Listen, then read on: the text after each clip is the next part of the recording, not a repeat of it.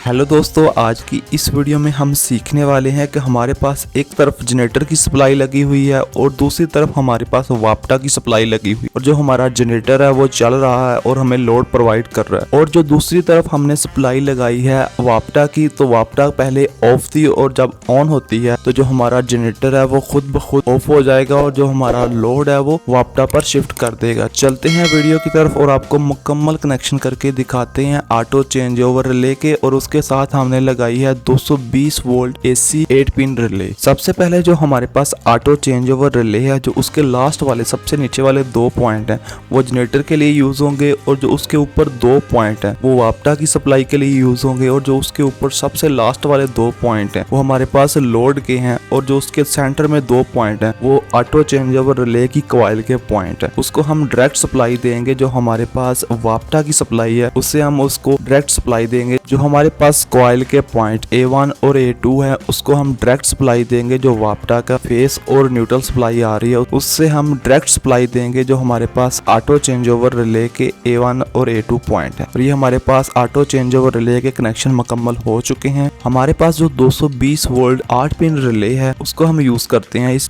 Auto change over relay के साथ। सबसे पहले जो हमारे पास 8 पिन रिले है, जो उसके लास्ट वाले 2 पॉइंट हैं वो है उसके कॉइल के पॉइंट 13 नंबर और 14 नंबर पॉइंट। और उसके ऊपर है उसके कॉमन पॉइंट। जो हम यूज करने वाले हैं वो है 12 नंबर पॉइंट कॉमन। और जो उसके ऊपर वाले 2 पॉइंट है, एक होगा NC और एक होगा NO पॉइंट। NO पॉइंट हमारे पास है 3 नंबर और NC पॉइंट है हमारे पास 4 नंबर पॉइंट। सबसे पहले जो हमारे पास 13 नंबर और 14 नंबर पॉइंट है उसको हम डायरेक्ट सप्लाई देंगे। जो हमारे पास वापटा से फेस और न्यूट्रल सप्लाई आ रहा है, जो हमारे पास रिले का 13 और 14 नंबर कॉइल के पॉइंट है उसमें हम फेस और न्यूट्रल सप्लाई दे देंगे। जनरेटर का जो स्विच होता है उसके साथ एक व्हाइट कलर की तार होती है, उसको लेकर जो हमारे पास 8 पिन रिले का नॉर्मली ओपन पॉइंट है 3 नंबर पॉइंट है उसके साथ लगा देंगे। और जो हमारे पास जनरेटर है उसकी बॉडी से एक वायर लेकर जो हमारे पास 8 पिन रिले का 12 नंबर कॉमन पॉइंट है उस पर लगा देंगे। और ये हमारे पास इसके कनेक्शन भी मुकम्मल हो चुके हैं 8 पिन रिले के ऑटो चेंज ओवर स्विच के साथ। और ये हमारे पास 220 वोल्ट 8 पिन रिले के कनेक्शन मुकम्मल हो चुके हैं ऑटो चेंज ओवर स्विच के साथ और जनरेटर के साथ। और लास्ट में हमने 2 इंडिकेटर लगाने हैं, एक जनरेटर के लिए और एक वापटा के लिए। चलते हैं और उसके कनेक्शन भी आप लोगों को करके दिखाते हैं। सबसे पहले हमारे पास वापटा का है, उसको हम डायरेक्ट फेस और न्यूट्रल देंगे वापटा की सप्लाई से। और दूसरी तरफ हमारे पास जनरेटर की इंडिकेशन है, उसको हम डायरेक्ट सप्लाई देंगे जो जनरेटर का फेस और न्यूट्रल आ रहा है। और ये हमारे कनेक्शन मुकम्मल हो चुके हैं auto change over switch for generator. अब देखते हैं जो हमारा सर्किट है वो वर्क किस तरीके से करेगा। सबसे पहले जो हमारे पास जनरेटर है वो चल रहा है और हमें लोड प्रोवाइड कर रहा है। और जो हमारी वापटा की सप्लाई है वो ऑफ है। और जब अचानक वापटा की सप्लाई आ जाती है, जो हमारे पास 8 पिन रिले है उसकी जो हमने कॉइल के पॉइंट है उसको हमने डायरेक्ट सप्लाई दी है फेस और न्यूट्रल वापटा के फेस और न्यूट्रल से। जब हमारे पास वापटा की सप्लाई आ जाती है तो जो रिले के पॉइंट है उसमें सप्लाई आ जाएगी। जो हमारे पास ऊपर रिले के